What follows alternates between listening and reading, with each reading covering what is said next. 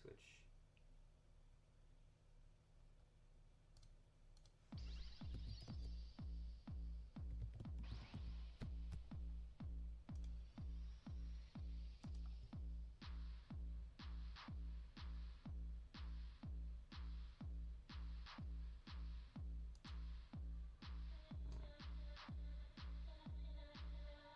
Alright, I'm hoping you see.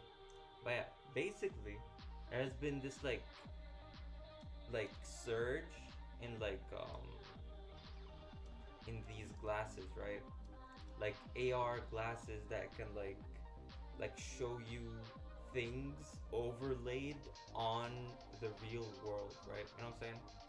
Like basically, they want you to be like Jarvis in Tony Stark, you know what I'm saying? Or like in the Avengers, you know, like this, you know what I'm saying?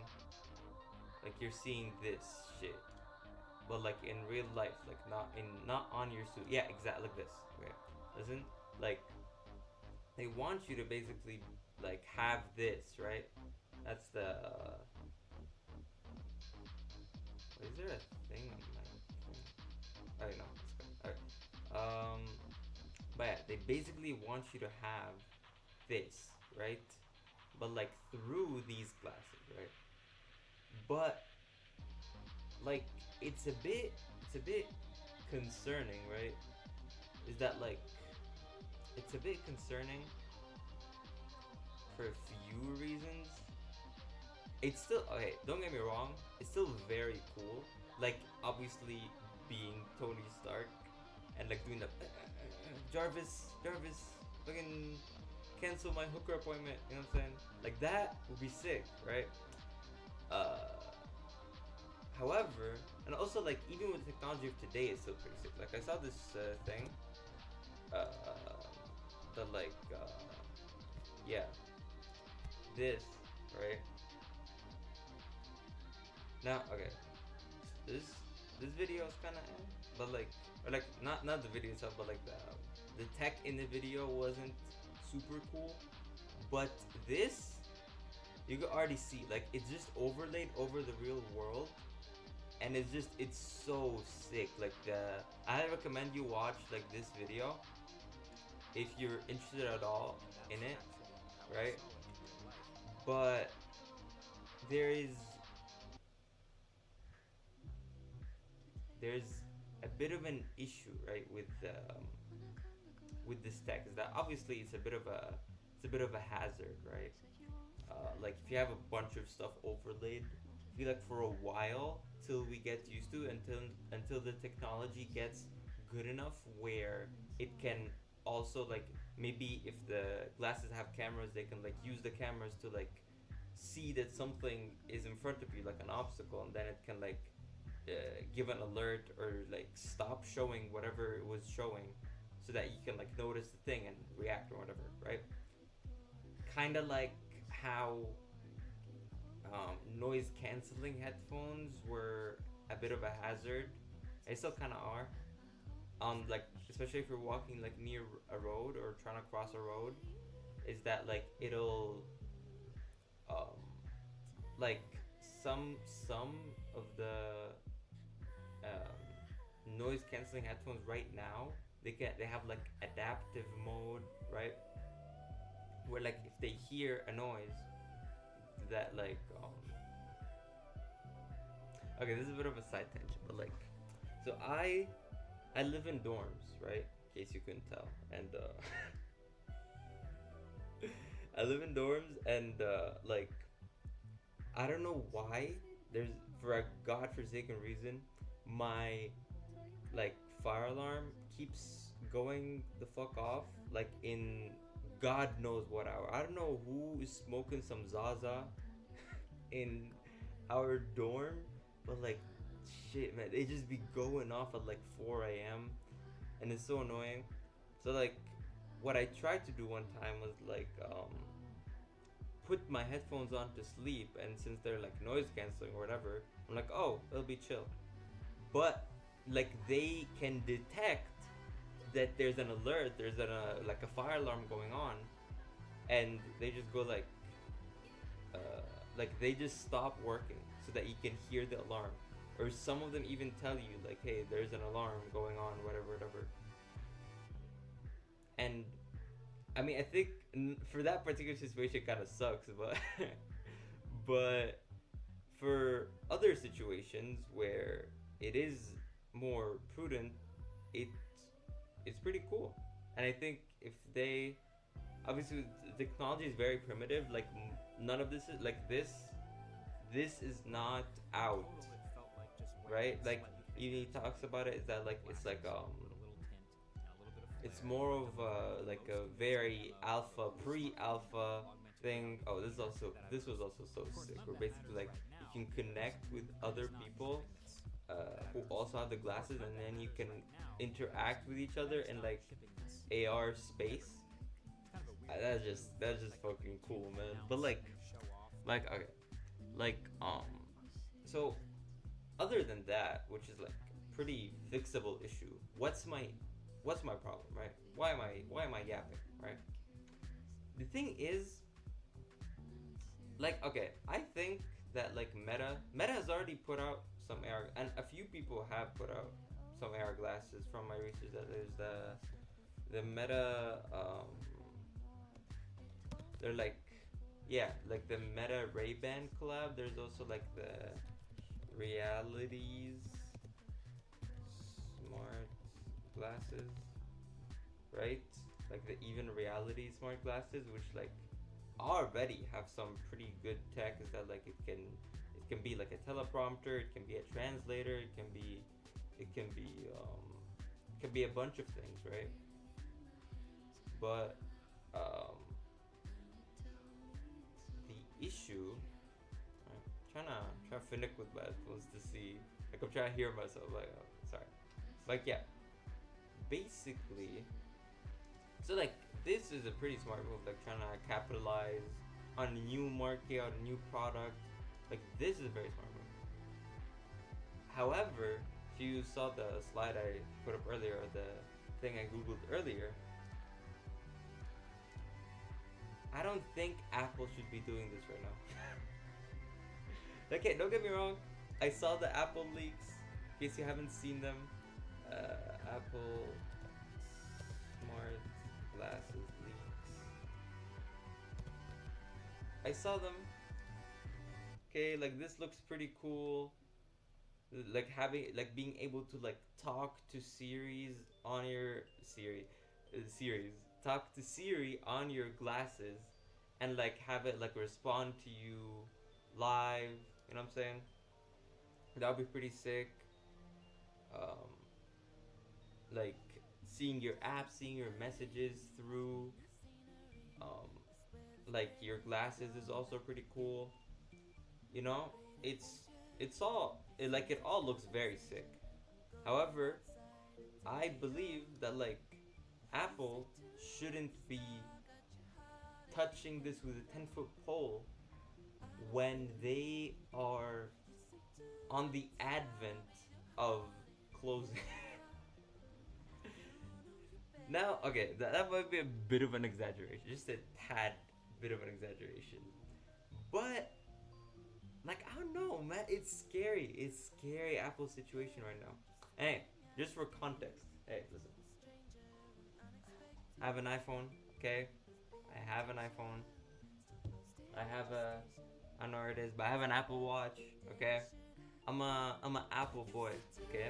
I'm rooting for Apple, okay? However, they're kind of in a rough spot, right? They're kind of in a rough spot. Um, there's another video I saw about it, also from Marcus Brownlee. Yeah, the Apple Intelligence video is it is a pretty good video. Actually, this one's well that I'm talking about. But like, yeah. Giant company is late to massive technological shift, fails to adapt, falls behind and never recovers, It dies. was. That is a tale as old as time, Oh wait, no, and it's it here. does repeat itself. Now, Apple is the biggest tech company in the world. They're worth $3 trillion. They have more cash on hand than anyone could ever spend. They're extremely successful in many categories, and they've taken down many other tech companies. missed deadlines and deleted commercials. It seems like even they are having some troubles with an emerging technology. Okay, but yeah, that basically sums it up. Apple Intelligence. I don't know if you've tried it. Also, sorry if the audio is a bit weird there. Sorry. Um, but basically, um, Apple Intelligence sucks dick, which wouldn't be a huge problem if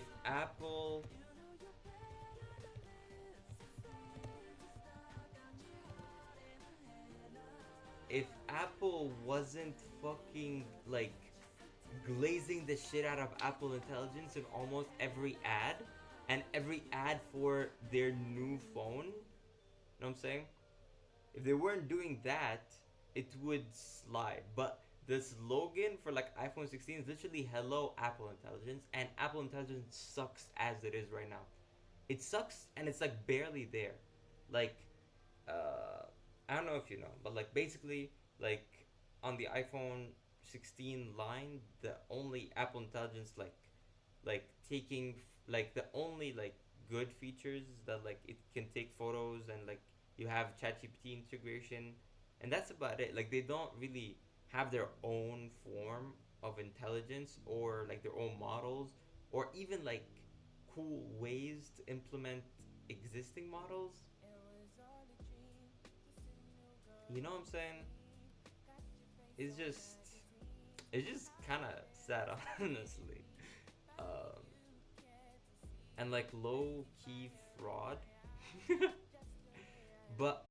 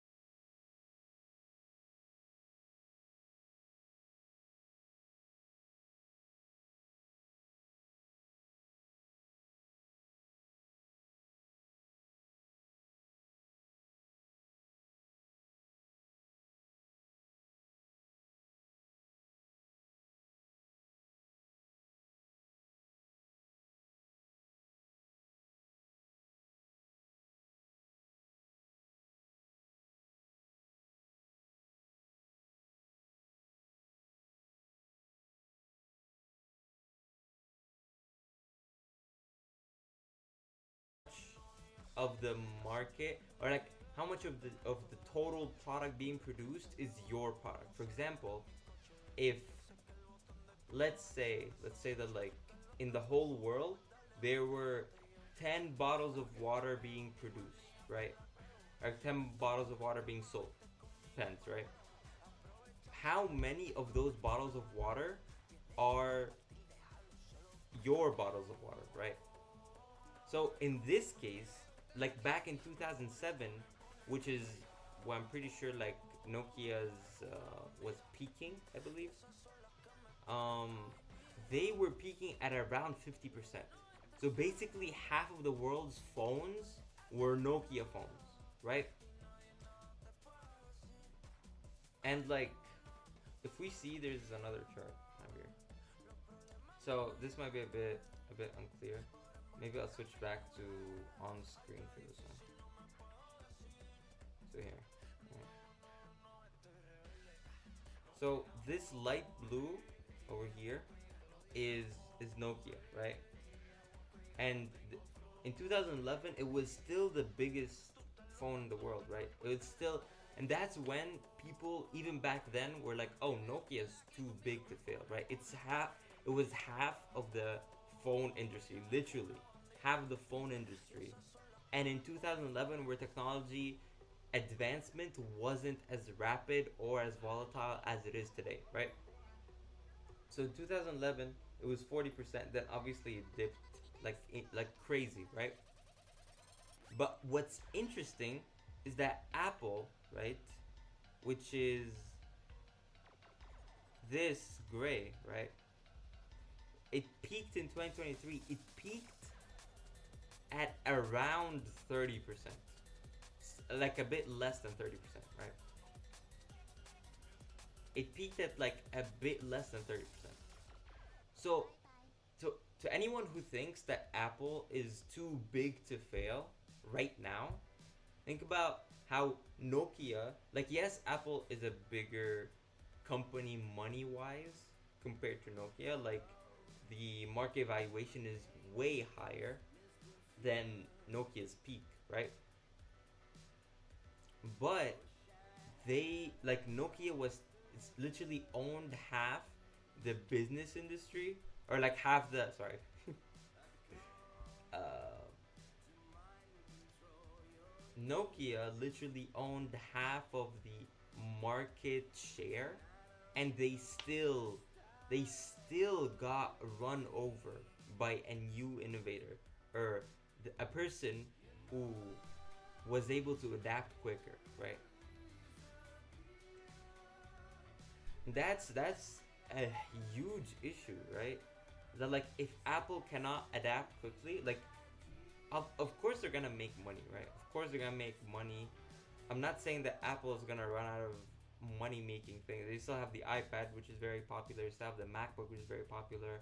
The AirPods, but if they cannot adopt the like new AI technology into or like integrate it with their new technology, maybe by the next generation or two, like they're gonna mm, mm, mm, mm, mm, mm, mm.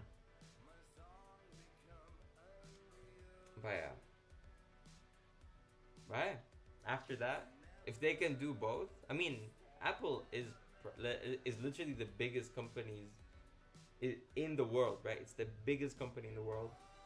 So like, I'm not saying that like, oh, they should focus on one thing right now. It's like they're too brokey to like spend R&R money or like R&D money on like, you know what I'm saying?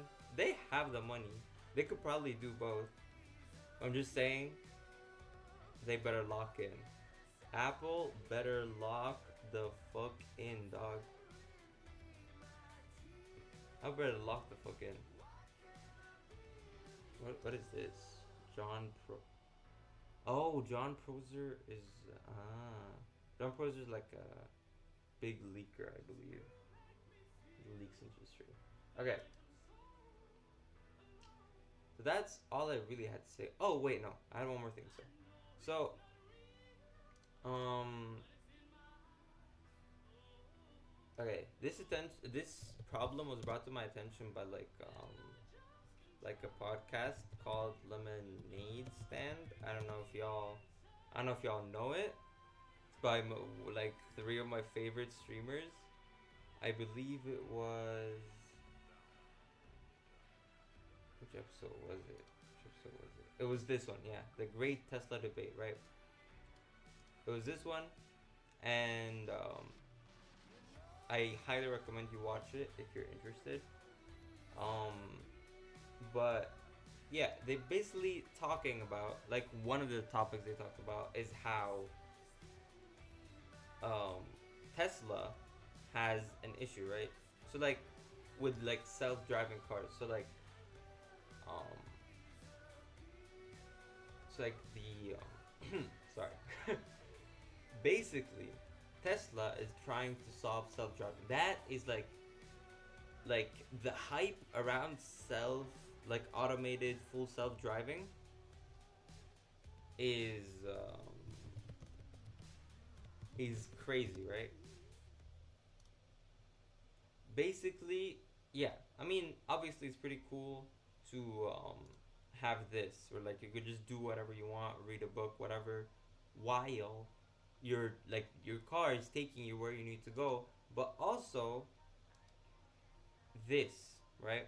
Like no, not like what the not the caption, but what the image is showing is that if we can find a way to solve full self-driving for all cars, then all cars could like be automated and like work cohesively in this one big network, which will basically make car on car crashes impossible if we have like, because it'll be like machine, like near instant level reaction, so like it would be way better than a human, right?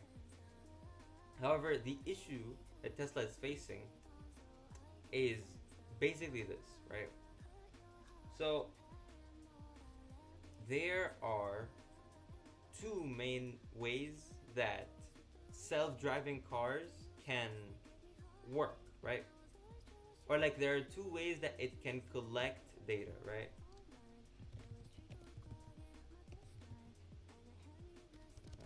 Radar versus radar versus camera.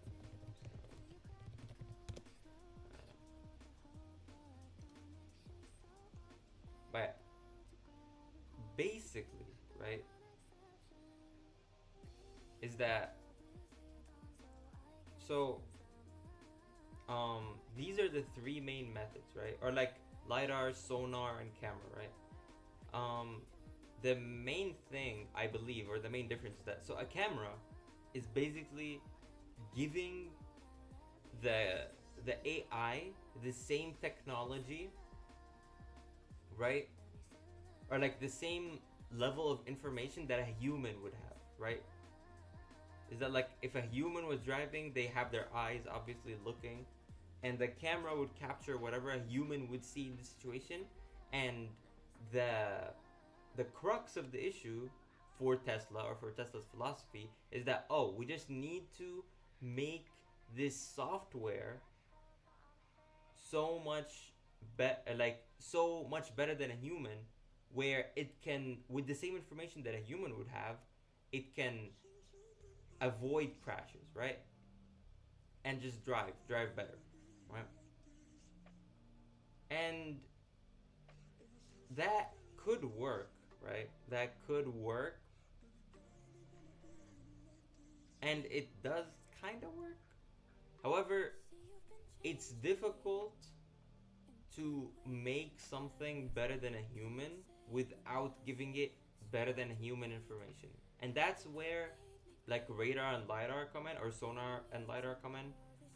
And the difference between those two is that radar, I believe, gives a, like it just gives a more detailed, like 2D image, right? So it basically like kind of like visualizes all the particles. Basically, like, so it sends like radar signals, uh, like from everywhere, and then like they come back, right, at like low frequencies, and like they come back and they give the car information about how, oh, like what particles are surrounding me, right? Basically, or like, but lidar, which is like the most accurate or the best way to uh, like give information, right? The best way, which is lidar, is basically, oh, I like it gives you, it shoots a bunch of light photons at a very quick speed, and it kind of visualizes the area surrounding it in like a 3D map. So you're seeing the whole terrain and like the whole 3D, right? But that's where um, like the relation to, like, back to Apple comes in, is that like Tesla is being stubborn right now, right? They're being stubborn. They're saying, "Oh, no, we're not, we're not implementing radar. We're not implementing sonar. We're not implementing lidar. We're gonna stick to camera, right? This is like, I believe Elon Musk says, and like the boys at the podcast say, like, this is a software issue, not a hardware issue. We don't need to give it more hardware, right? And other companies, of course, they don't have the scale or scalability or resources of Tesla, but other companies who produce just the lidar system and then they sell it to other companies, they have been like massively popular, and lidar technology itself has been getting astronomically cheaper, right? Like, I believe it's under $800 now.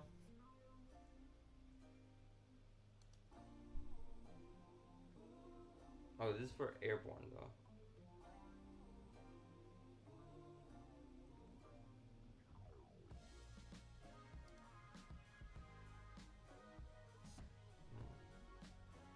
Alright. Like, there was one thing I saw. Alright, well, I don't want to like trust a random redditor, but I what I saw is that, like, it's, yeah, it's like between 500 and 1,000, around 800, right? But yes, um, and this for European and American lidar companies.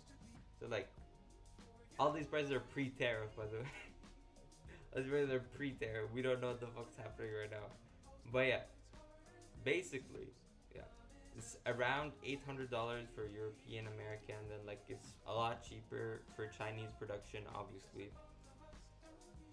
And yeah, that's basically it. And like, there's a lot of debate on like what's gonna happen in the future now. Like, oh, is Tesla gonna like give in? They're gonna implement lidar, or is there gonna be a new company with a new lidar implementation that solves it, right? Or like that just like becomes way better, and then we don't even remember Tesla anymore, right? And yeah, it's just interesting, man.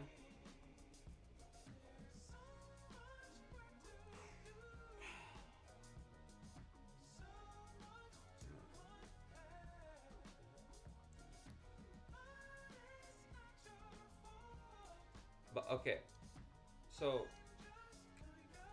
okay, so that's just something I want to talk about. Now we can like go into something else, which is more personal, hits closer to home, and it's really something that you should know about me. Listen, man, I have a, I'm a bit, I'm a bit OCD. I'm a bit egotistically fragile. Um, I'm a bit, what I'm saying? I'm not the most stable human being. And I am a big proponent of bigger number, better person, right? And like, let me show you a couple examples. I'm not trying to flex.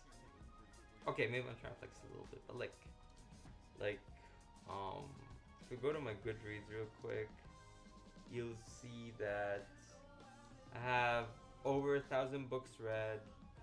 If we go to my letterbox, you'll see that I have over 1,000 movies watched. If we go to my, also I track all these things again because my ego is fragile. If we go to my tracked, we'll see that I have closing in on 1,000. Still pretty far, but we're closing in. We're getting there. You know what I'm saying? We're getting there for sure. Uh, and yeah, so my ego is a bit fragile, you know. And there is one other thing that I excel at, but I don't like super excel at it. I just excel at it like a little bit, and that is human benchmark. Now, let me log in real quick. Yes. So here you'll see that I kind of suck at these.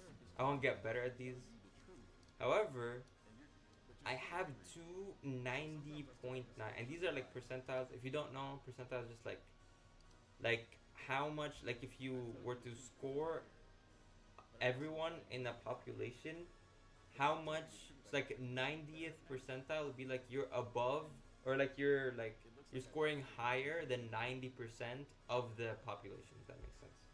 So this is a good visual, is that like if this, ignore the hard outline thing, if it's like the average users, right? So like somewhere around, so if this is a curve where this is the peak, right? The peak's like around 30. Then somewhere around here is me, right? Somewhere around here, right? Which is like 98 points, right? But yes. So what I want to do, honestly, is that I just want to bump this up a bit. And by a bit, I mean all the way. And then after that, I'll probably do this and these. And yeah. So like, okay, wait. 90.9 is like already pretty high, but I genuinely believe I could beat it, especially for verbal memory. Verbal memory, I do it very like wait, let me show you. Okay. Verbal memory test. Okay. Feudalism is new. Requitter is new. Scarier is new. Feudalism is seen. Foreplay is new. Pragmatically is new. Epidemiologist is new. Warming is new. Feudalism is seen. Primacy is new. Requitter seen. Ermines is new. Weightiness is new. Jokers is new. Eggheads is new. Ermines is seen. Subnormal is new.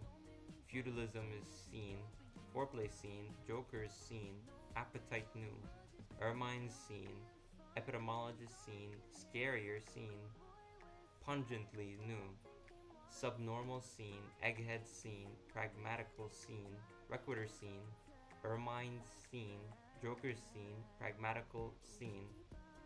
Dissimulation is new. Beadwork new.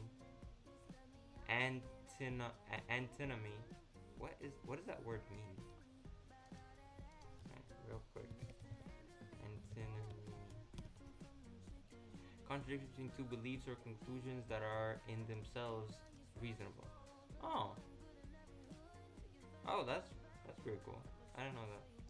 But antinomy is new. Earpieces is new. Strafed is new. Earpiece is seen. Piking new. Strafed seen. Primacy seen. Antinomy seen. Feudalism seen. Sunshade new. Scar new.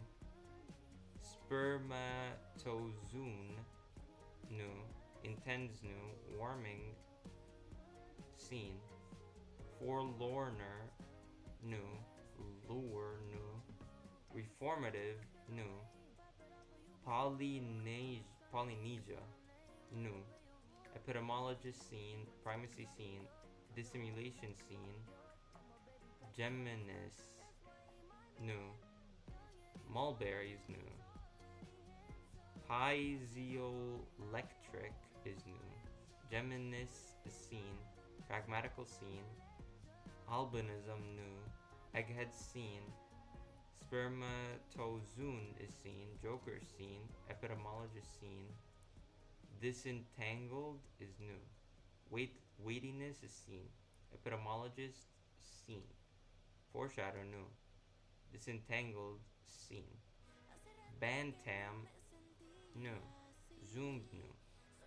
Antinomy seen. Disentangled seen. Polynesia seen. Chronography new. Pragmatical scene. Bantam scene. Intends scene. Earpieces scene. Lure scene. Mosiest new. Ermine scene. Soapless new. Pragmatical scene. Feudalism scene. Builded. How do you spell that? How do you pronounce bullied? Bullied. What? Oh.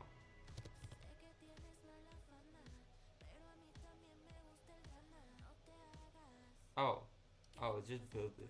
Oh, I didn't know build. Wasn't it built? What's builded? The fuck? New. Oxidized new. Weightiness seen. Twitchiest new. Piezoelectric is new. Oh shit. Okay. Piking. Oh shit. You're right. What's seen? Fuck. Okay. Piking seen. Eggheads are seen. Forlorner seen. Ecumenism is new. Impeccable is new. Mosiest is seen. Feudalism seen. Subnormal seen. Disentangled seen. Burying seen. Fuck. Overeats new. Hiking scene. Burying scene. Warming scene. Golem new. Dourist. Fuck. Scene. No! No! No! Wait! Wait! Oh my god! Oh my god, new high school.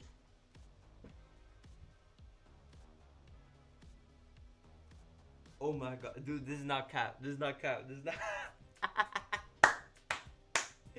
95, dude.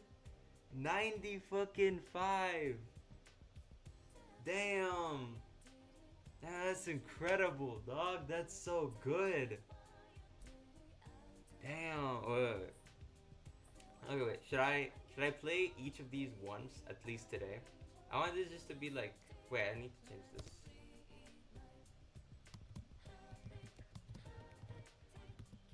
Benchmark.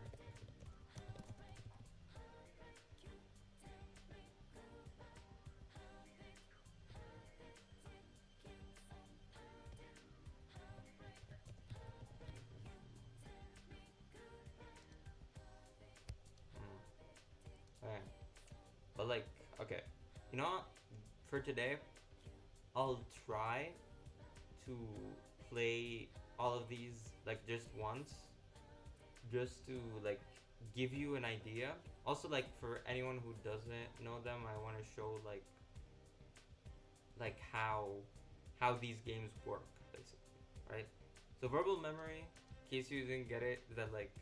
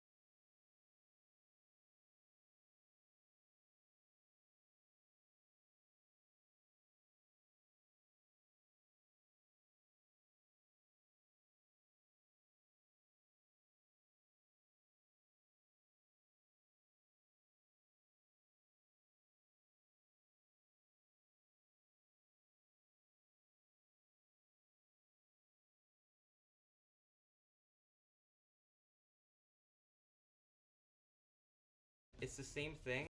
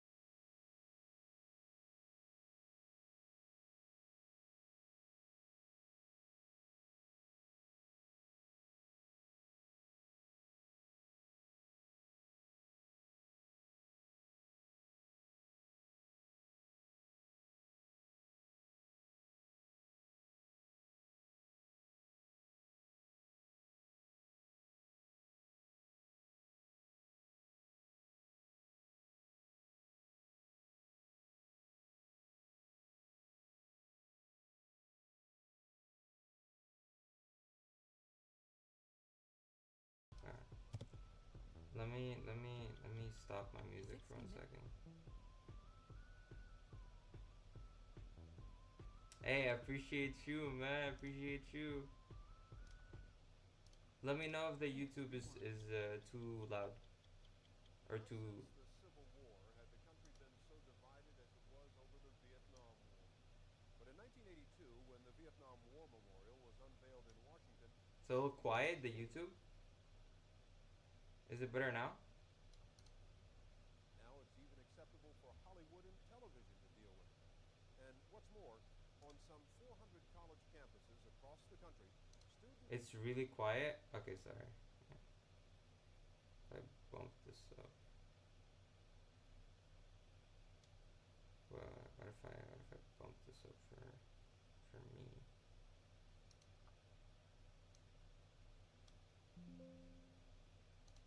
Are now taking courses on Okay. that war. How's it now? When the University of California at Santa Barbara first offered its course back in 1979, only 40 students If you're streaming OBS, might be the I increased the desktop enrolled. audio. Is it Today, is it worth is it the now? most Is it good popular now? course on campus. Took 17 and a half years for me to talk about Vietnam.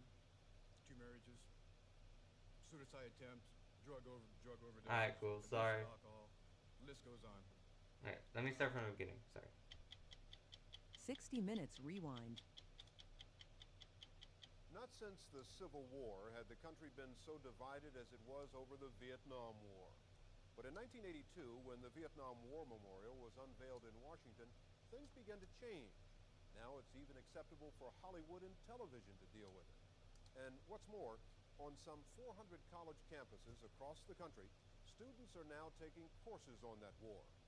When the University of California at Santa Barbara first offered its course back in 1979, only 40 students enrolled. Wait.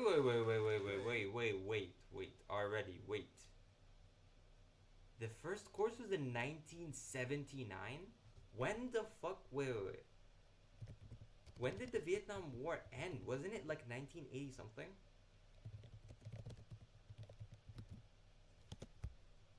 1975, dude. Only 40 They offered a course 4 years later? That's fucked up, bro. That's so fucked up, dude. Like, damn. That yeah, exactly. It's so like, bro.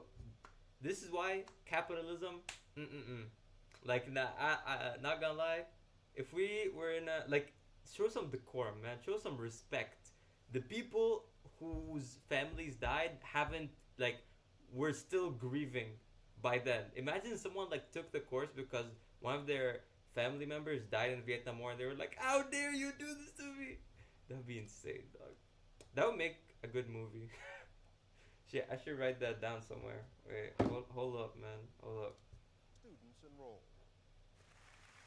Today, it is the most popular course on campus. Took 17 and a half years for me to talk about Vietnam. Two marriages, suicide attempts, drug overdoses, abuse of alcohol. The list goes on. Twice a week, these young men and women are given a crash course on the horrors of Vietnam, a traumatic return home for the men and women who served there. Veterans who live in the area sit on the stage, and many of them get up to Also, tell why of is the their quality experience. so weird While if I it was was over there, uploaded working down 9 here, hours ago? it was easy. It was commonplace. When I was on the ground, they had to kill a 10 or 12-year-old kid. Or is this like a show that's old and they're Before uploading I it took now? this class, I didn't know anything about Vietnam. I didn't know the history. I didn't know why. Oh yeah. This course has helped me to understand a lot of that. I had a special interest. My father went to Vietnam. Oh my god! I called it. I called it. I called it. I was literally like, "Yo, imagine if someone whose like parent like went to Vietnam, they took the course just to spite." Come back. He was killed there.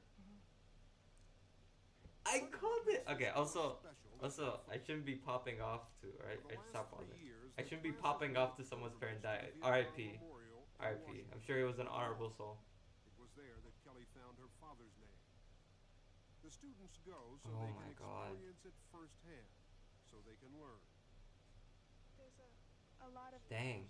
You know children the way they're out showing there it? It's who are like just now the coming of wall age. of like the You lost your memorial wall father, is really and big you here. don't Like I didn't understand realize why, it was that because big. it's not taught to us in high school. So when you walk up to the Vietnam Memorial and you see your father's name up there and you don't know why, Kelly lost her father, but it could have been my father. And I want to make sure that my children don't have to say they don't understand why their father's on that wall. I just keep thinking that they didn't make it. Being at the wall is an emotional experience the students had perhaps underestimated. I was in Vietnam as a reporter, and I had been to the wall before, but I'd always had to stand away up on the hill. This was the first time I'd been able to walk up to the wall, and I've heard the same story from many others. The experience of walking up there can be just too painful. There's 58,372 people killed. 223 million Americans don't know why. There's over 100. Wait. What do you mean the Sorry, I'm not aware. What's happening in Spain and France and what happened in Spain and Portugal? Oh, there's a huge blackout for like a day. A blackout of what? Like electricity? Alright, let me see.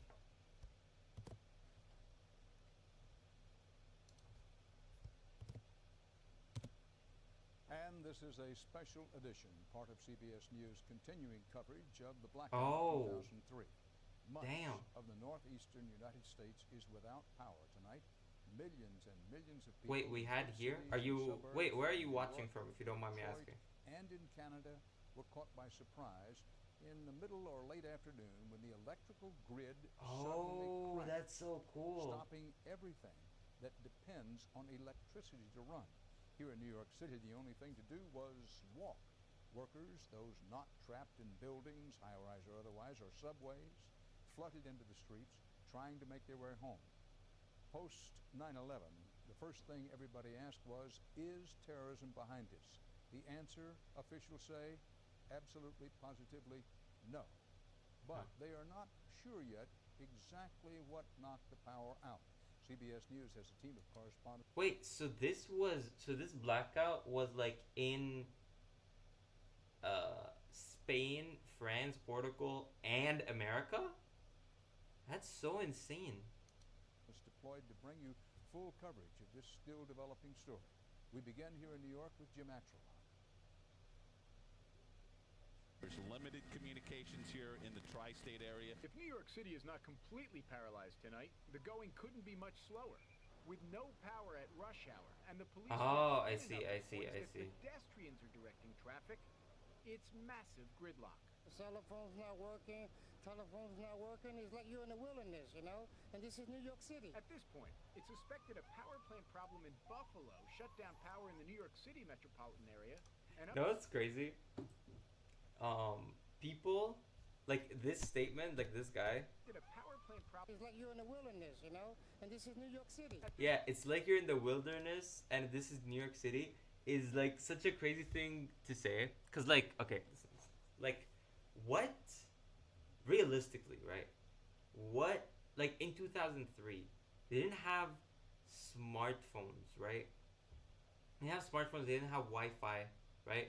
So they were just like, so like to us, I'm imagining right now if a kid, yeah, they had Nokias, exactly.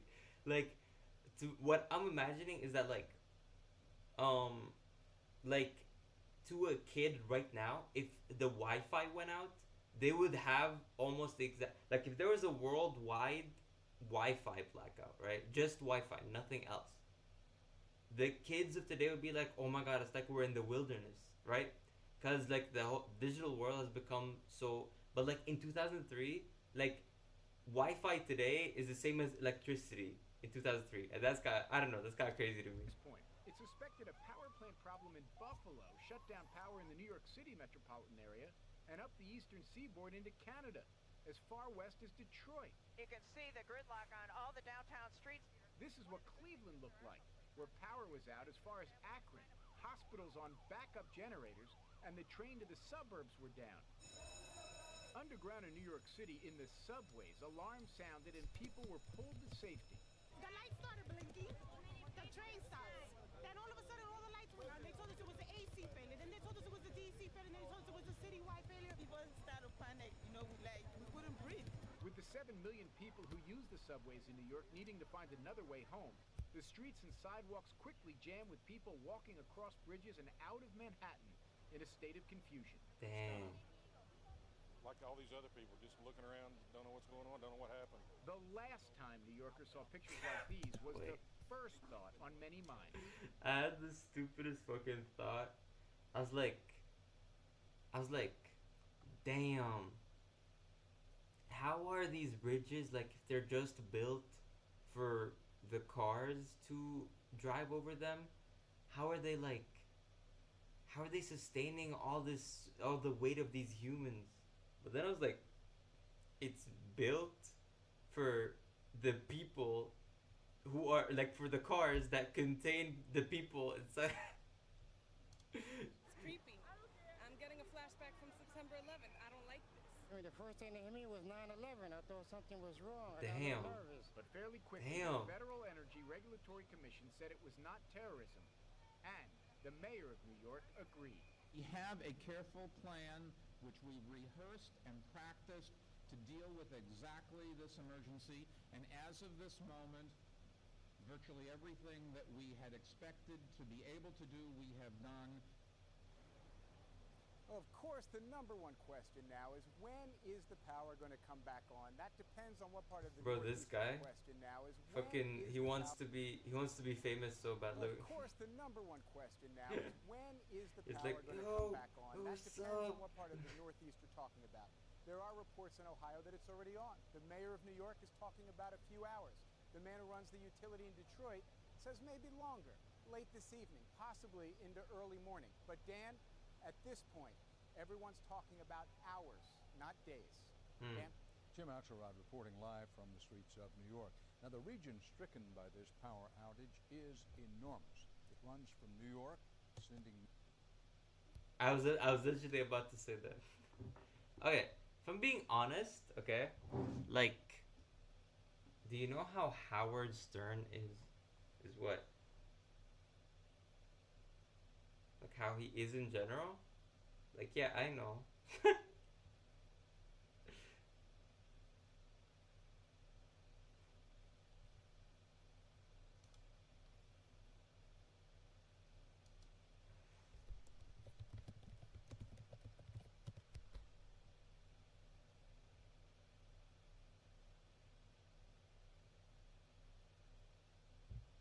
Yeah, I know this guy. But like, what? He had a show during 9/11?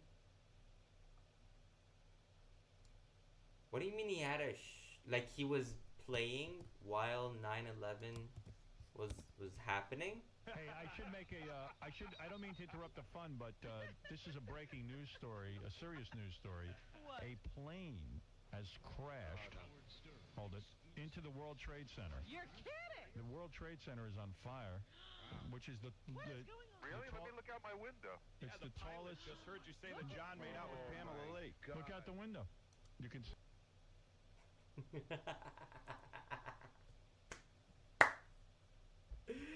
Dude, that's insane. Dude. See it, or you can. I don't see any fire. There's a fire at the World Trade Center. Hold on, let me go. Bro, this woman on the show, on the podcast, holy fuck. She's so like nonchalant. she's like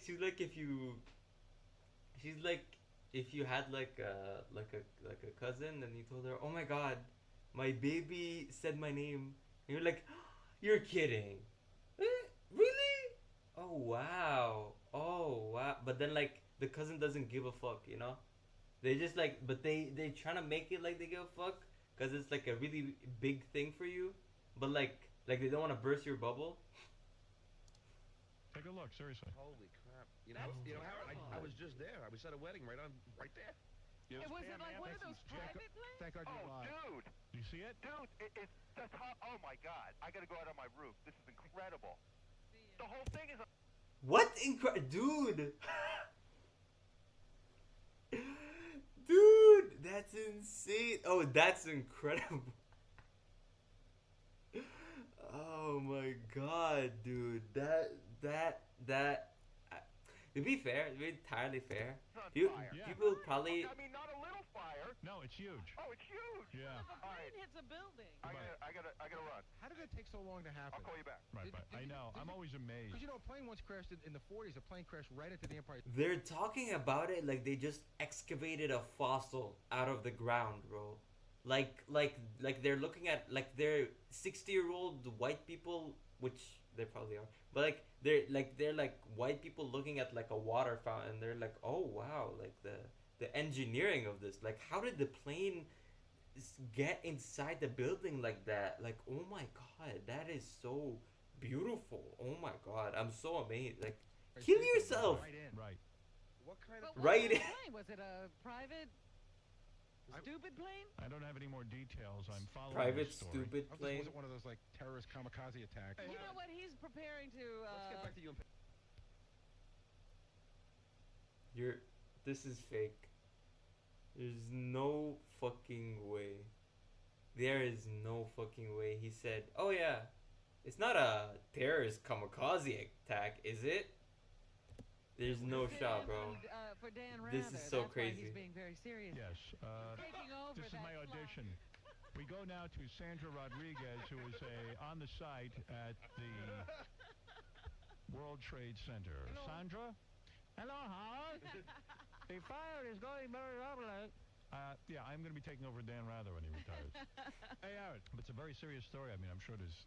but fortunately, it's early in the morning. Maybe not too many people are in the building. Yeah, hope not. Fortunately, it's early in the morning, so maybe there weren't a lot of people in the building. Bro. Bro, that's it. Bro, and like they're making jokes and shit. They're actually... Okay, listen. Can I just give my insights? No, that's not a deal. Like, listen. As an Arab, okay, This is this is not okay. This is fucked up. This is fucked up on so many It's a levels. financial building. Those people get in really early. Yeah. I mean, they really do. It's like For 7. the international market. Yeah. What do they do there, though? I'm not sure if the plane is like a portion of the plane isn't actually stuck Yeah, into the there's building. something- It looks like something's Where? hanging out there. You see on the left-hand side of your screen? Yeah. It's- I got you. I don't know if you can see it. Good lord. Let me see. Oh, they just pulled back for you. Yeah, You see that? Is that a helicopter? I think it's a helicopter that's hovering around to see what's going on. No, I see what he's saying. The Yeah, one, right up okay. It's a piece of the plane hanging off the building. I don't know if that's smoke or a piece of the Can't plane. really tell. Dude, it's really smoking, man. Yeah. Huge fire. It's like Towering Inferno, because once it gets Yeah. started, what happens? Imagine being They trapped built in it there. better than that hotel. Well, how are they going to get? They're not going to get hoses up there. They're going to have to rely on the sprinkler Sprinklers system. and all that? And you know how well they work in the Yeah, but city. these stairwells are all. You can't drag a hose up there? Wow.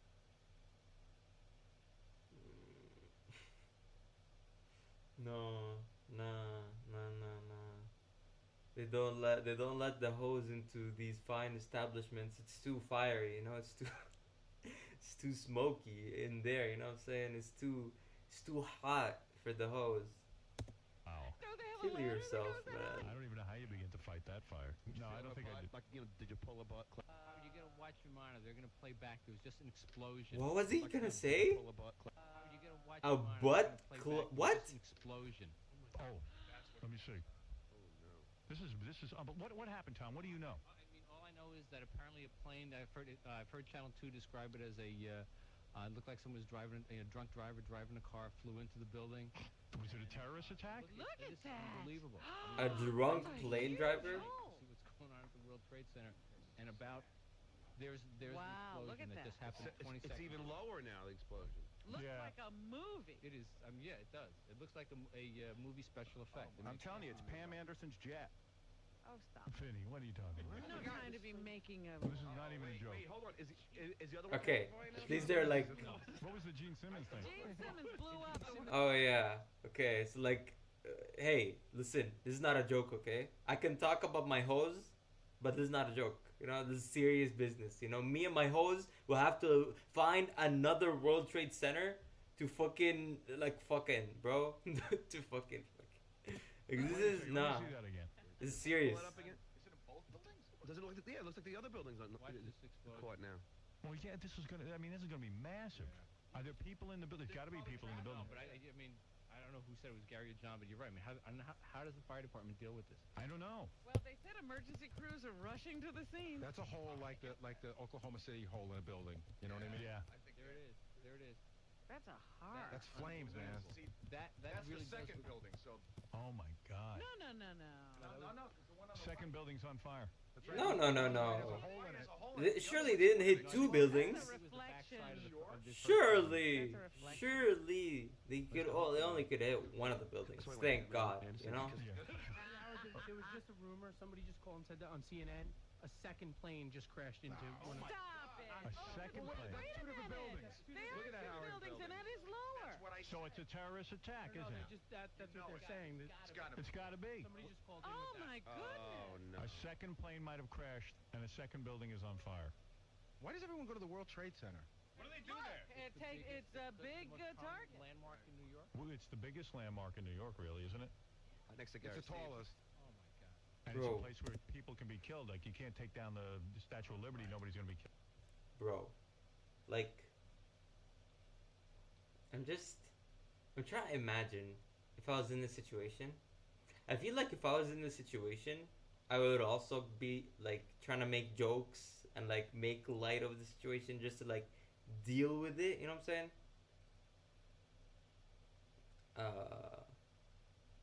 Just to like deal with the whole like trauma or whatever. But this is fucked up, bro.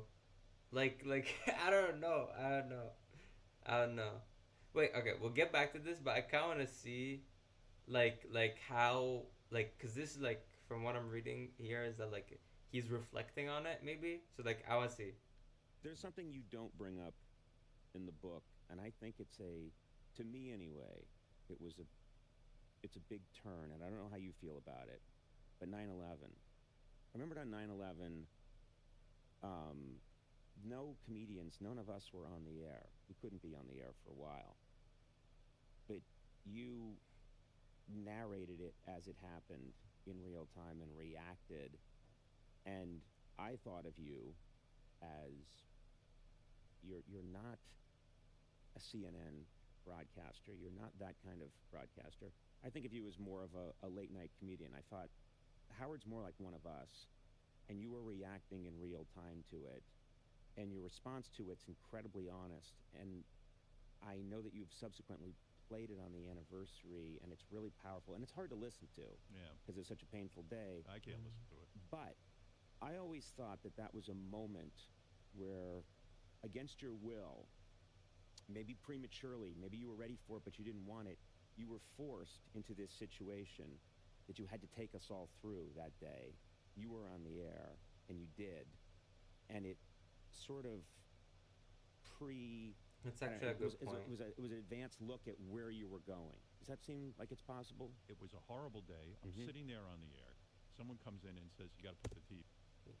You know, it's actually such a good point. Like yes, he's being a little distasteful, but like compared, like he did it with enough tastefulness, or like with enough lack of distastefulness, and like accuracy and like composure, than I give him credit for. Like, if I'm being honest, he handled that pretty well. You know what I'm saying?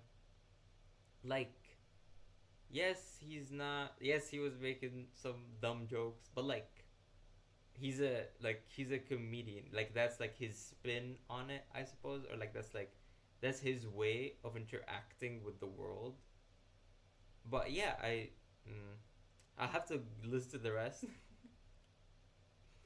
But like being like the only person in the whole world to cover it is kind of like live or whatever. TV on while I'm on the air, but I'm live, and I didn't have any thoughts of like, I was helping anyone through this or whatever. I was just I was in the moment reacting. I was in the moment reacting to what I saw, and I immediately said to Robin, the first plane hit, I go, this is an act of terrorism, and everyone was kind of like, no, you don't know that, it could have been. I go, it's a clear day, this is an act, and then the second plane hits, and then and then everyone in the tri-state area starts calling me, people who could witness what was going on, and suddenly, real reporters were calling in the sense that everyday people who were sitting there were able to report on their feelings and what was happening, and we all shared this together. I felt I should just sit there. We had already done like a 4-hour show, and we were on the air till then, like noon. We did an extra 2 hours. But it didn't occur to me to leave. It just seemed like the right place for me that I would be the most useful. Right. And honestly, Conan, I was sitting there in shock. I was in shock. And I was really fucking angry with these goddamn terrorists. But what's amazing is that that's a document now. Yeah. I mean, that is a document that... And I think it's probably fuck one the of terrorists. for me, You know what? one of the No, more Howard. compelling documents. I can't look at the footage of that day. Good I don't shit. think a lot of us can. Good shit. I lived in New York. I was watching it all unfold from my apartment while it was happening. Yeah, I didn't know what to do with myself. But your show that day is a document of kind of a real-time document of an honest person's reactions as things are laid out. And because it exists, and as I said, reporters can't say the things that you say. You're reacting as a real person, and yeah, okay, felt like that. That is like that is very true. That's exactly what I want to say. Is that like so like from what I heard from Howard Stern's like live things, that like he wasn't like reporting on the scene because he wasn't expecting the scene. He wasn't expecting a scene to report on. He was just reacting like a normal human being would react, right? And like I guess if like Howard's reactions are how they are like in real life, then that's a testament to how good of a person he is. You know what I'm saying? Day, and I think a lot of us felt this way. I know a lot of us felt this way Oh yeah, Howard helped us get through that day. You were on the air as it was happening. That was the first time that I heard you in a different way. Yeah.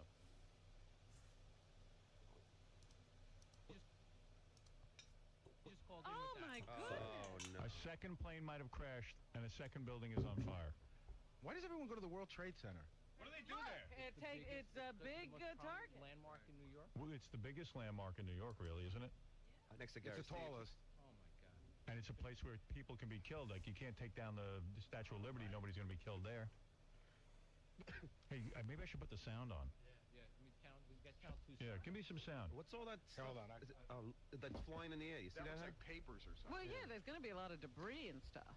And this will be a good opportunity for me to act like Dan Rather. Yes, you can practice. Bro, I don't like. Who's with Howard Stern on the podcast? Okay, can I just look this up real quick?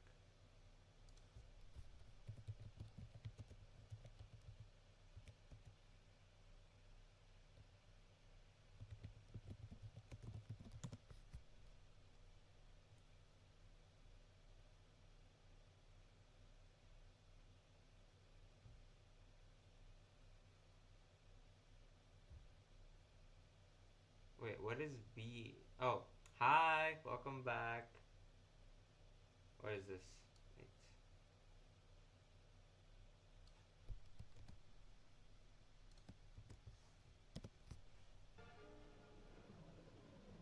Saigon, April the 30th, 8 o'clock. The last American helicopter on the roof of the American embassy prepares to lift off the last of the evacuees fleeing before the advancing communist armies. This scene, in fact every scene in this report, was filmed by a UPITN camera team who chose to Wait, what do you mean it's the very last day of Vietnam? Like of the Vietnam War? behind in the beleaguered capital to record the final victory of the Viet Cong and North Vietnamese in Yeah. South Vietnam. The American airlift... Dog, what's up? Like, what's up with you, man? Like, how do you find this shit, bro? Like, this is kind of crazy, man. I don't know. Only took a fraction of those who wanted to leave, and for hours after the last departure, scores of people still crowded onto the embassy roof in the vain hope of rescue. One of them was an American employer who tried to get all his staff out. I had one select man that should definitely have left. I was waiting for him. He's sitting up here now, and here we are. Oh my God, wait. Have left. I had one select man that Bro, I don't know how, but like he blends in so well. Like he's just like, this guy is like the most racially ambiguous white guy I've ever seen. That's kind of definitely crazy. have left. I was waiting for him. He's sitting up here now, and here we are. How do you rate the chances? Negligible now. Do you think the last ones have gone? I think they're all gone. I think these people up here are committing suicide staying up here, but what can you do? Those who failed on that last day to get a place on the helicopters and who had reason to fear the communist takeover made for the only route that still offered a chance of escape, the Saigon River. Hundreds scrambled in panic onto any boats they could reach, not caring how they got aboard or what they left behind. Damn, dude. This is actually like... Damn, bro. Like, oh my God.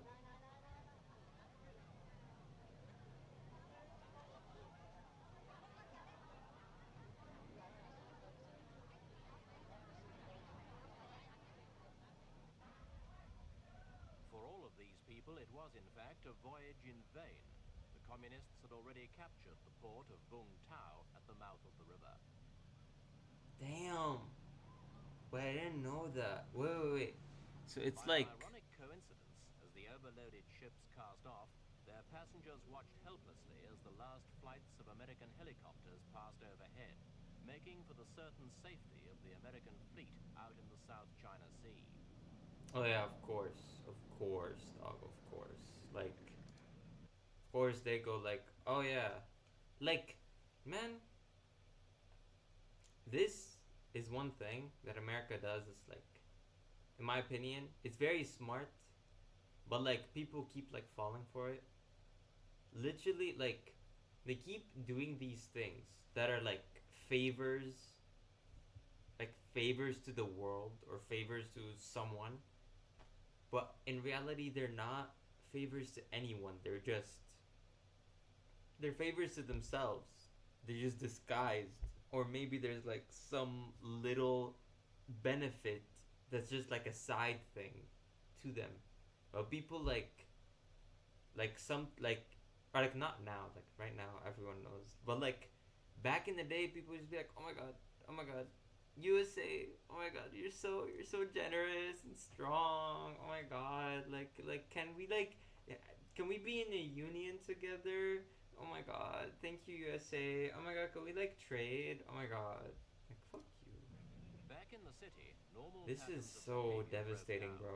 In a climate of every man for himself, American homes, offices, and stores were looted of everything.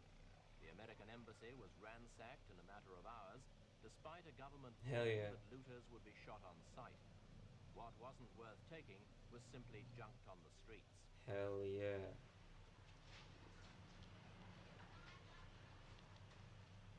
The junk wasn't just paper. The streets were also littered by small arms and other items of military kit That's thrown away by crazy. South Vietnamese soldiers. That's The discarded crazy. equipment even ran to tanks, some damaged, but some also abandoned intact by their crews as they fled. Also, can I just say, I don't know if it's the way he phrased it, but like from what I'm understanding is that they had guns and military equipment at the embassy. To me, that's kind of crazy, right? Because like an embassy from one country to another is kind of like a sign on, right? Like you're like an endorsement, right? Like you're saying like, oh, you're a chill ass country, bro. I'll I'll send some of my like communications. I'll send some of my intelligence to you, right? Or on the other hand, it also goes both ways. That like if you have an embassy of a country, you're like, hey, I acknowledge you as a country. I respect you. I want there to be communications between us. So bring your embassy to my country, right? So having a gun or like any gun or any weapons that can be used or and probably have been used to harm the people of the country after this supposed like mutual trust has been built is so fucked up to me. Before the It is communists. so fucked up to me. The South Vietnamese army began to disintegrate. Even the crack airborne units took off their uniforms and threw away their weapons. From the presidential palace, General Min ordered all troops to cease fighting, a decision that pleased at least one paratrooper we spoke to. I'm very happy that General Min come, see. So I see very happy. I cannot say anything now. You think it's right to stop Yeah, that's fighting? right. Yeah, because the Vietnamese people all the fight, but more than 25 years now. So now we don't stop fighting. You know, I'm very happy. You know, very happy. But a whole lot of kids send me. All the people, the Vietnamese army. What are you going to do yourself now? Right now, if the peace, if I don't have the job, I can take care of one taxis. I can ride around, make the money every day for my wife and my baby. Everybody happy. Don't want to fight anymore. Not everyone saw defeat so optimistically. This officer shot himself in front of the soldiers' monument a couple of hours before the communists entered the city. Dude. Dude, what the fuck? Dude, that's insane. That is. Damn. It's just like. Damn. It's literally like. Even like in the video. Like, this is a good video, bro. Like, the juxtaposition between like the soldier guy going like, oh my god, like, yes, we lost. But which is also like, I really like that guy. I think he's very wise for his age. Like, he looks very young, but he's like, oh yeah, yes, we lost, but the fighting is over. Now we can live in peace, thankfully. And then, oh my god.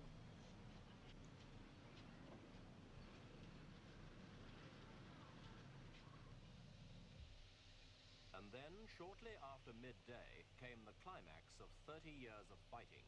The first North Vietnamese troops entered the city, packed into trucks that flew the red and blue flag of the Communist Provisional Revolutionary Government, the PRG.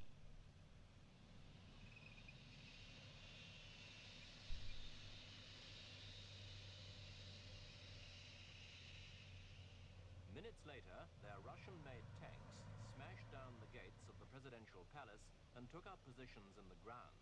There was no resistance. South Vietnamese troops were soon flushed out and surrendered without a fight. So, on its final day, the communist offensive ended without bloodshed, but with a display of potential firepower that impressed even the most jaded observers of the war.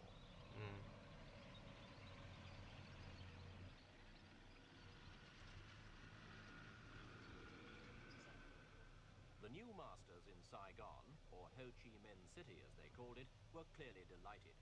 It had been a very disciplined arrival, the result of careful and detailed planning in which every unit knew precisely where to go and what to do, and it had all gone without a hitch.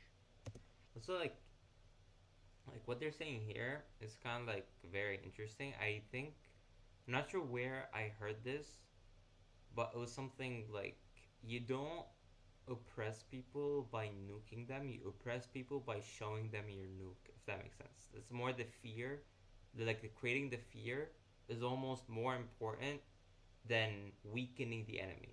You know what I'm saying?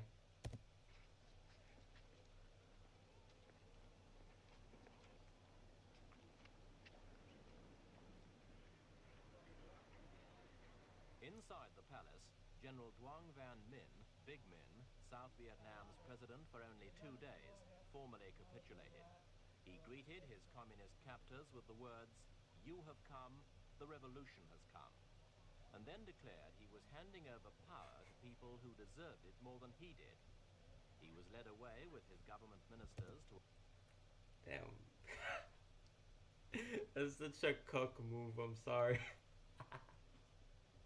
It's such a fucking cuck move, man. You're just like, oh, like after you lose, like you've been fighting for 25 years. But yeah. These people, they're more deserving of me. Yeah, for sure, 100%. a waiting jeep, consoled slightly by the knowledge that his surrender broadcast had, at any rate, avoided unnecessary bloodshed. Okay, yeah. I feel like he might have said that just to avoid any more bloodshed. For the rest He of was the like day, being the bigger North man. Vietnamese and Viet Cong troops marched steadily into Saigon. Hardened regulars in jungle battle dress, some pushing bikes, others in the more casual uniforms of guerrilla fighters. They were a disciplined force. Among the thousands who arrived, there wasn't a single reported case of theft, drunkenness, rape, or shooting. Damn. I mean, I was gonna say good on them, but like, they also just like killed millions of people, so like, kind of balances out, you know? No, actually, it doesn't even balance out. It's still bad. People who hours earlier had feared for their lives now turned out on the streets to cheer and welcome. The sense of relief in Saigon was almost tangible.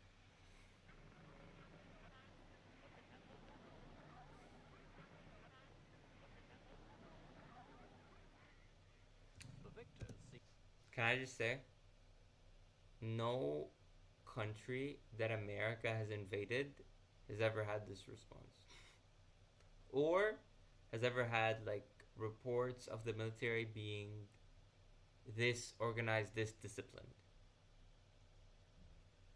Just saying. seemed as concerned to win the At least I'm not aware. vanquished as the vanquished were to give it. And indeed, such cooperation was essential, since Saigon now had no police force to control day-to-day law and order.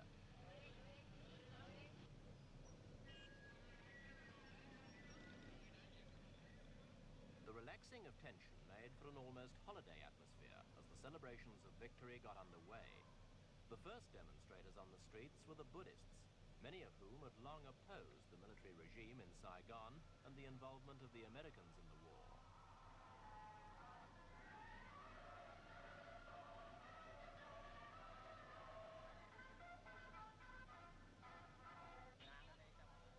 Other groups soon followed, and the city returned almost to normal within 48 hours.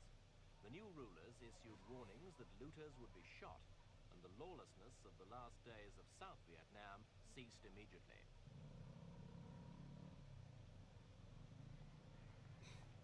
As the first day of peace for 30 years dawned in Vietnam, the banks and some shops remained closed. But in Saigon's markets, it was business as usual.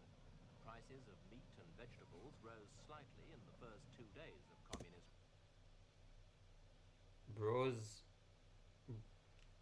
bros did not give a single fuck about communism. They were like, oh, so like the money's going to the government? I don't give a shit. I still gotta make that bread. Even if that bread's gonna get taken, I gotta make that bread, bro. Like, it's in the veins, bro. It's in the genes, bro. You can't take that out of someone. You know what I'm saying? Damn. Like, for me, even if we were a communist regime, I still wake up 4 a.m., drink my blue. I don't even know what it's called, man. My LeBlanc water. Rule and then leveled out, and the city's black markets continued to flourish. There were, of course, some changes. In the main market, traders were quick to peddle a new line in flags.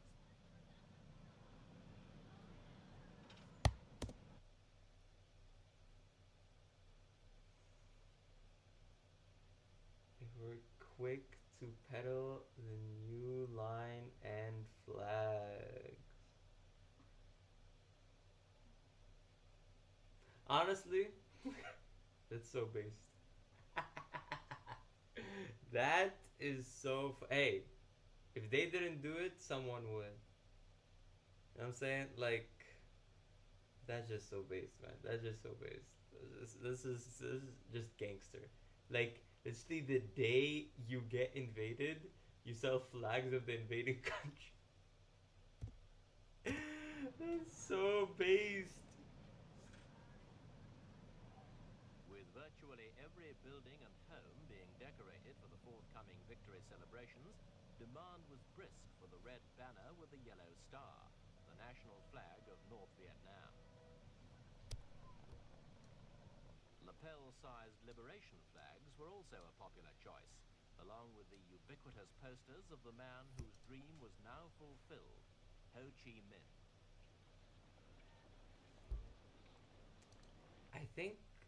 I remember hearing about Ho Chi Minh. He has a philosophy, right? Has like he was had like one of the. Oh, maybe I'm wrong.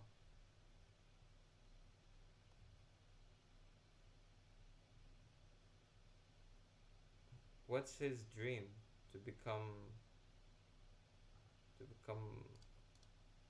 communist? Though there were few immediate supply problems, the long-term future is not so secure.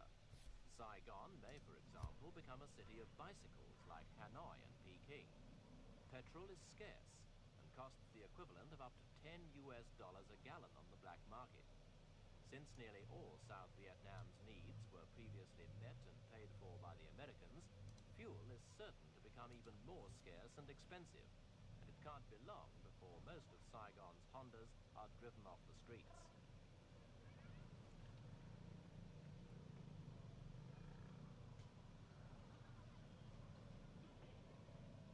Another event to signal that. Wait, Vietnam made out like a fucking bandit, bro.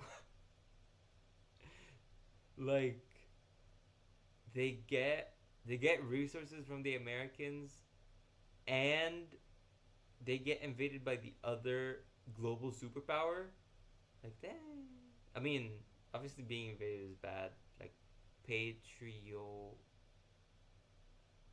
pa- patriotically, patriarchically, but you're kind of fencing it. You're kind of being a bad bitch. You're kind of playing your kind of playing your hand, but like reverse. Change of regime. Pulling down of the South Vietnamese Army monument in front of the National Assembly building. It was never a popular statue with the people of Saigon. The cynics used to say it showed an American soldier pushing his South Vietnamese counterpart in front of him into battle. Its destruction was ordered by the new city government, and scores of people turned out to chip away at the two huge cement figures. Ooh, this is kind of like the Berlin Wall. It's like Berlin Wall 2.0. After a couple of hours' frantic work, the monument was toppled amidst great jubilation.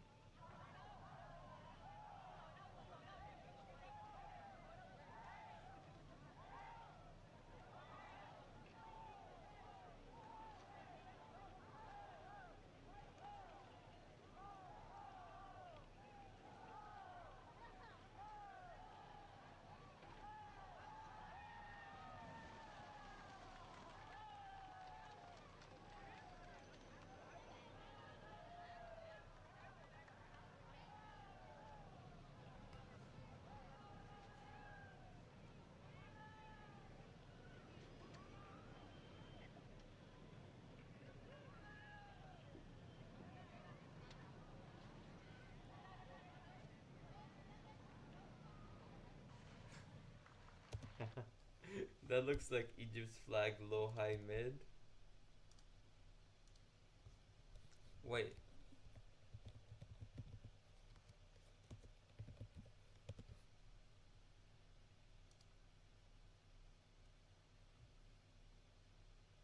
Okay, wait. Why does that? Was it like this? Like, look at this. Look at this. Okay. And then look at like.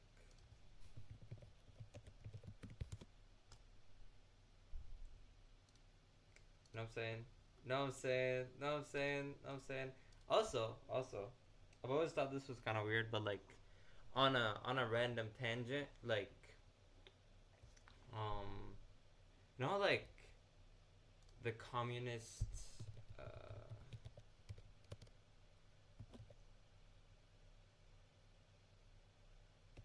like the, what was it?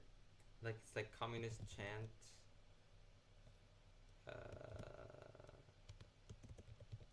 Liberty, freedom, and bread, or something. The chant liberty, freedom, or bread is not a common or recognized communist chant. Wait. It was like, wait, am I tripping? Liberty, freedom, and bread. Liberty, freedom, and bread. Or variations like work, freedom, and bread. Is a phrase used as a slogan in political context, particularly during times of social and economic unrest. It implies a need for both. Blah, blah, blah, blah, blah,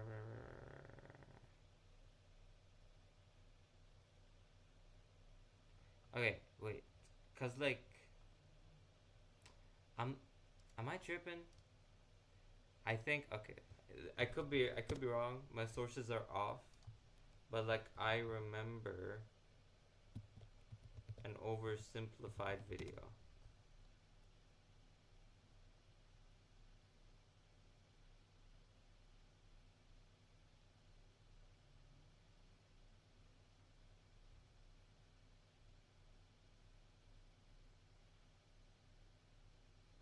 Okay, you know what?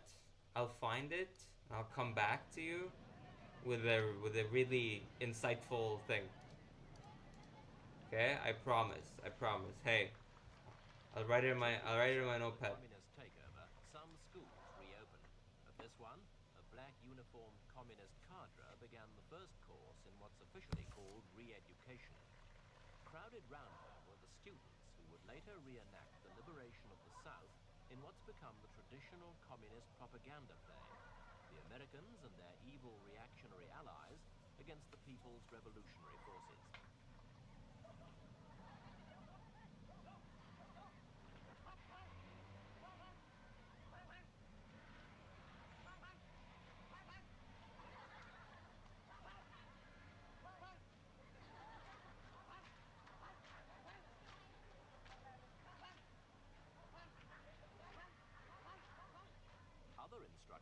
drilling children in rehearsal. Is that like fucking Sam? That looks fun. I want to learn how to play that. Although that looks fun.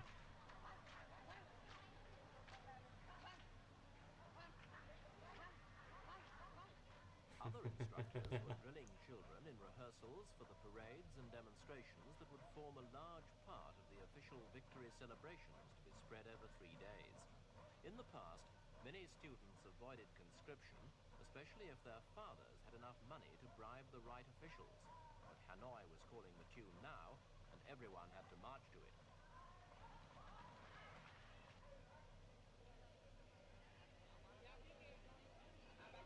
The first appearance of the new authorities came a week after the military takeover. From the balcony of the presidential palace, members of Saigon's Military Management Committee addressed a mass rally of troops assembled to celebrate not only their own recent victory, but also the 21st anniversary of the defeat of the French at Dien Bien Phu. About 30,000 people turned out to watch.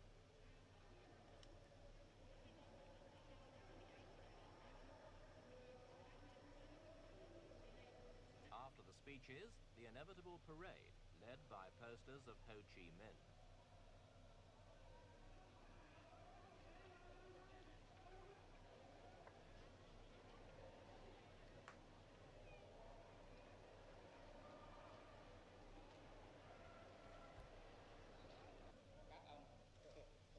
The next day... Can I say? I like... I feel like changing Vietnam's flag was a bit unnecessary. Cause like they already had the star, they already had the red. It's just like a blue. Like I imagine. I feel like. I feel like part of the reason that communism didn't work, or like the Soviet Union didn't work, is because each member of the union wanted their own originality, and I feel like a good way to symbolize that, if it would have worked, is if like each member of the union like had to have the star and the red, but then they can pick their own color at the top, for example. You know what I'm saying?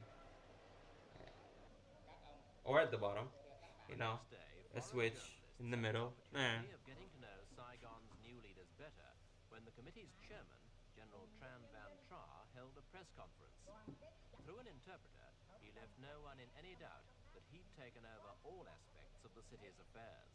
Closely united in their task, the revolutionary administration of the city will, together with the people, settle all problems and wipe out all difficulties.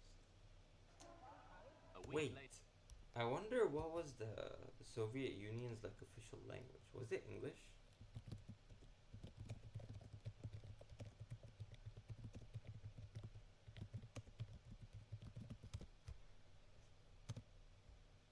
Russian, but like they probably couldn't like wouldn't have already known Russian and couldn't learn Russian that fast, obviously. another rally introduced the Provisional Revolutionary Government itself. On the balcony, the North Vietnamese Army Chief of Staff, and next to him, the PRG's number 1, Huon Tan Pat. Then came North Vietnam's Le Duc Tho, who negotiated the Paris peace agreements, and Madame Bin, the PRG's foreign minister.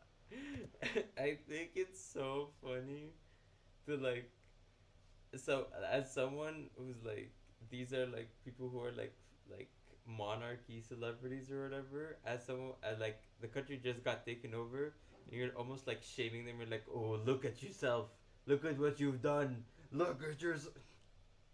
All of them looked highly pleased as North Vietnamese tanks led the victory parade.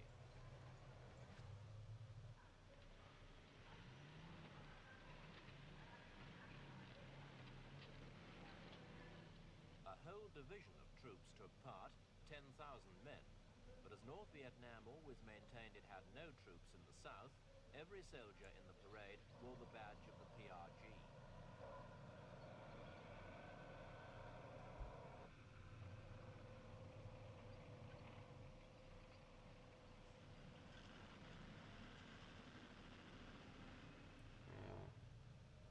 As the Me when I parade of pull up in hardware GTA. went on, the overriding impression was one of finality. The communists had established beyond all question that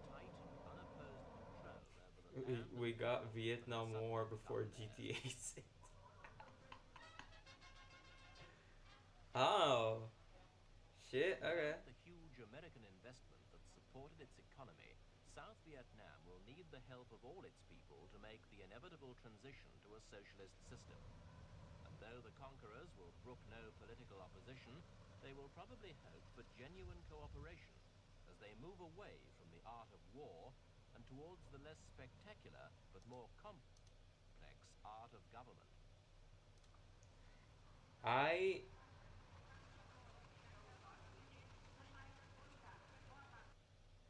I'm honestly like I'm honestly so surprised that this video was made cuz like